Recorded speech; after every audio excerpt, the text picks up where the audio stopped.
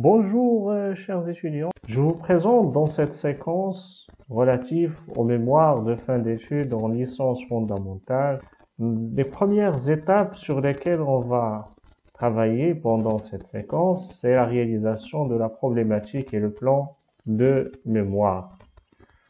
Je vous rappelle que nous sommes convenus lors de notre première réunion à répartir notre démarche de travail selon 3 étapes. Et on est au bout de la première étape, donc c'est pour cette raison que j'ai effectué cette capsule pour vous assister à mieux finaliser votre plan de mémoire et votre problématique en rappelant les étapes qui permettent l'aboutissement de cette tâche à effectuer qui sera évidemment notée et qui doit être finie au délai qui a été convenu. Les étapes de réalisation du mémoire de façon générale, à titre de rappel, commencent par une première étape qui consiste au choix du thème, la précision des concepts clés, la sélection bibliographique, la définition de la problématique, l'élaboration du plan, la rédaction du mémoire et en dernière étape, la révision et les améliorations possibles. Jusqu'à fin février, on va aboutir à l'élaboration du plan après avoir défini la problématique, réalisé les sélections bibliographiques, les concepts clés et le choix du thème. Au niveau du choix du thème, comme nous nous sommes convenus, je vous choisis le thème et je vous en distribue par tirage au sort par la suite. Je vous ai affecté les thèmes. La majorité, ils ont eu leur thème et j'estime qu'ils ont commencé déjà à réaliser les premières étapes. Mais je rappelle à ce niveau-là qu'il faut faire attention aux éléments suivants. Certains étudiants, et à titre de rappel, essayent de choisir un thème ou un sujet déjà réalisé dans l'objectif de le reprendre totalement ou partiellement, ce qui est formellement interdit. Et on a essayé de ne pas refaire la même chose et on en a discuté à ce niveau-là. D'autres étudiants tentent de choisir un thème ou un sujet inadapté à leur spécialité. Dans ce cas-là, on ne va pas se trouver dans cette situation parce que les thèmes ils ont été choisis conformément à la spécialité et après avoir validé par l'encadrant. Dans les deux cas, cela risque d'échouer le travail entièrement. C'est pour cette raison que le choix du thème a été fait par l'encadrant lui-même, qui vous a permis d'avoir des thèmes qui entrent dans votre champ de spécialité et qui vous permettront de travailler et réaliser une certaine valeur ajoutée à votre travail. Et l'application sur laquelle on va s'entraîner pour réaliser les premières étapes, j'ai choisi un thème qui n'a pas été accordé à aucun groupe et ce thème-là, le financement des coopératives au Maroc. Donc j'ai choisi ce thème-là pour vous appliquer comment on déduit la problématique et le plan du mémoire pour vous assister à cette étape-là. Après avoir choisi le thème, on passe à la précision des concepts clés. Après avoir choisi un thème de recherche, l'étudiant sera amené à éclairer son sujet.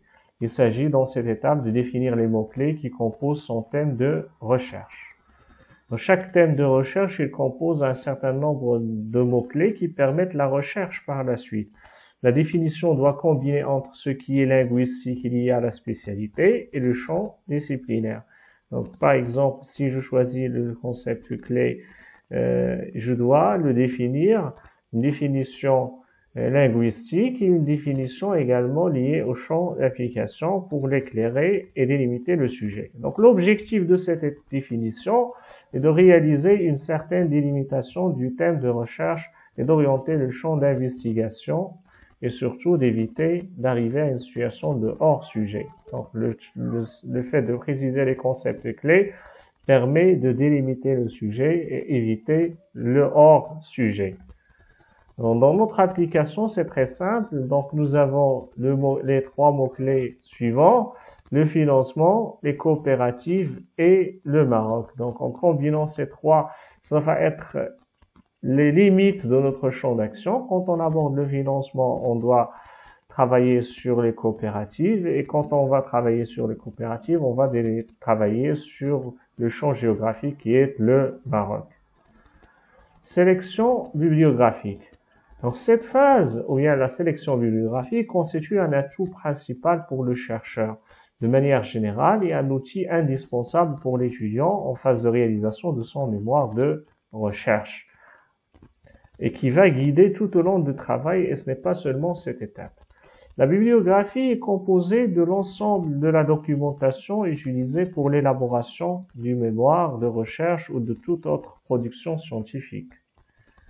Il s'agit des sources d'informations utilisées dans la réalisation du mémoire. On note là, à titre d'exemple, les articles scientifiques, les ouvrages, les autres rapports et au mémoire et les sites Internet. La sélection bibliographique conditionnée par la délimitation précisée par l'étape précédente qui a consisté à la définition des mots-clés.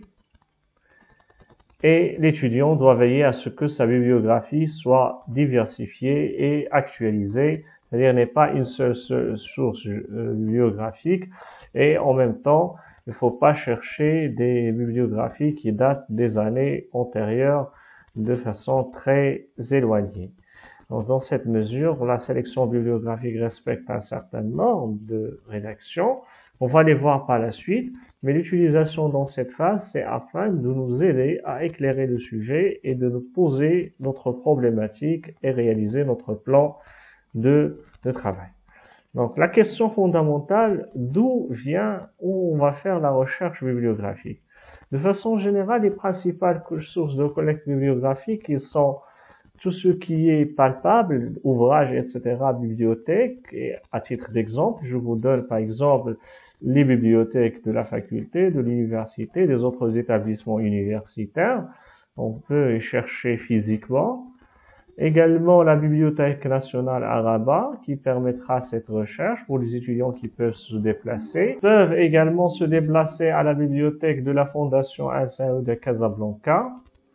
Et par la suite, également, il y a un centre de documentation du ministère des Finances. Là, ce sont des sources de bibliographie qui nécessitent un déplacement.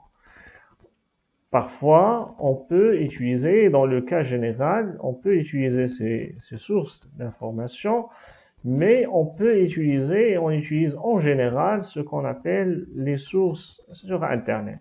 À ce niveau-là, il y a le PDF Drive, qui a le site réservé aux articles et aux ouvrages. Également Scholar Google, ou bien Google Scholar, qui permettra également de rechercher les articles et les ouvrages.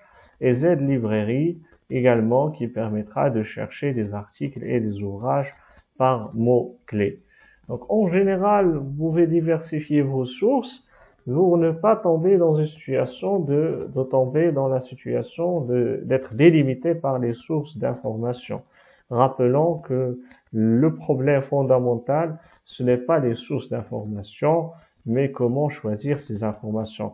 Et il faut faire attention à ce niveau-là que l'étudiant, normalement, doit être vigilant, c'est-à-dire il doit faire attention au niveau de la recherche sur Internet en choisissant des sources d'information fiables. En effet, certains sites libres tels que Wikipédia ne vérifient pas cette condition de rigueur scientifique. Ils sont donc à éviter. Donc des sites d'ordre général comme Wikipédia qui n'est pas normalement réalisé selon les normes de rigueur scientifique, ce n'est pas une source fiable à laquelle il faut se fier pour prendre votre documentation. Donc il faut se réserver aux sites internet qui sont spécialisés, aux articles scientifiques ou bien les centres de documentation qui sont scientifiques et spécifiques. Revenons à notre étape maintenant à la définition de la problématique. Une fois nous avons fait notre recherche préliminaire, donc l'objectif étant donné, comme je viens de dire, toute cette recherche bibliographique que nous allons faire et bibliographique que nous allons faire, c'est pour arriver à la définition de la problématique. C'est pour cette raison que on n'a pas parlé de la notation des références bibliographiques, mais tout simplement une recherche qui permettra, mais ça n'empêche de revenir sur la notation bibliographique par la suite pour nous aider au niveau de la rédaction de notre mémoire. Mais bien avant, il faut finaliser la problématique. Donc la problématique, on l'a déjà définie dans la capsule précédente, c'est l'ensemble des questions ou des problèmes qui concernent un domaine de connaissance ou qui sont posés par une situation.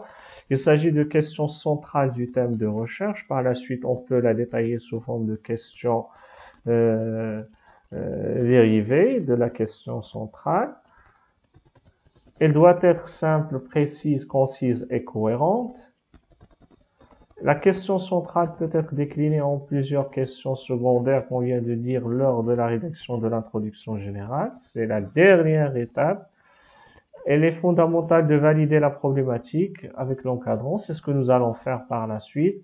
Et sachant que la modification de la problématique pourrait être effectuée en avançant dans l'élaboration du mémoire.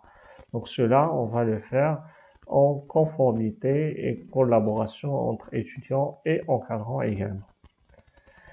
Au niveau de notre application, revenons à notre thème qui est le financement des coopératives. Après avoir fait des recherches, etc., on peut délimiter la problématique de la façon suivante et poser la question suivante. Quels sont les impacts des choix des modes de financement des coopératives au Maroc? Voilà une problématique qui peut être formulée de façon simple. Donc, c'est juste une vision d'année, c'est juste une illustration, une application, et pas nécessairement ce que doit être fait par tous les thèmes. Donc, chaque thème, il nécessite un effort particulier pour arriver à la problématique, mais juste un exemple pour vous donner une idée sur la formulation de la problématique. L'élaboration du plan de mémoire traduit la démarche de recherche choisie et en se basant sur la problématique que nous avons fait. Donc, dans notre application, je vais vous montrer le plan de notre thème. Donc, on commence toujours par une introduction générale. Le premier chapitre, donc je vais le partager en 3 chapitres. Et là, je vous conseille également de partager en 3 chapitres. Donc ça doit être normalement général dans vos plans. Essayez de partager en 3 chapitres. Donc je pense que ça serait suffisant pour un mémoire de licence, pour un mémoire de fin d'études, pour la licence fondamentale. Donc premier chapitre, il va être réservé aux différents modes de financement. Et on répartit le chapitre sous forme de sections, section 1 et section 2. Donc, vous avez les modes de financement internes et les modes de financement externes. Le deuxième chapitre, les particularités organisationnelles et financières des coopératives. Il est réparti également en 2 sections. Section 1, les particularités organisationnelles et les particularités financières dans la section 2. Quand vous constatez l'équilibre doit être réalisé, 2 sections par chapitre. Et le troisième chapitre, les effets des choix de mode de financement des coopératives, et cette partie-là qui va être une partie empirique par la suite. Donc la méthodologie de recherche dans la première section, et la deuxième section, il va être réservé à l'analyse des résultats, et on finit par une conclusion générale. Donc le canevas de votre, ou bien le schéma de votre plan doit respecter les modalités suivantes. En passant par 2 sections pour 3 chapitres. Chaque chapitre est composé de 2 sections. Et je vous remercie et je vous précise également que le délai de fin de février est un délai de rigueur auquel il faut se conformer étant donné que cette étape sera objet de la notation par la suite. Et merci.